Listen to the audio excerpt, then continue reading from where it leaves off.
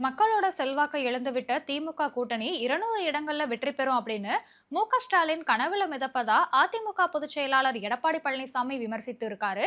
அதே நேரம் அதிமுகவோட கூட்டணி 210 இடங்கள்ல வெற்றி பெறும் அப்படின்னு அவர் நம்பிக்கை தெரிவிச்சிருக்காரு.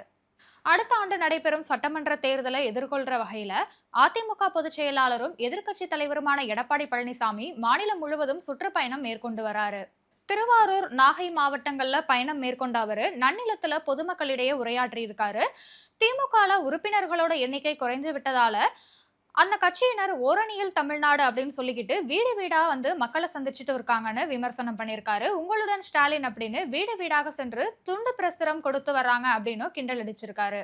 46 கோரிக்கைகளுக்கு 45 நாட்கள்ல தீர்வு காணப்படும் அப்படின்னு சொல்ற திமுக அரசு 4 ஆண்டுகள் என்ன பண்ணிட்டு இருந்துச்சு அப்படின்னு கேள்வி எழுப்பியிருக்காரு.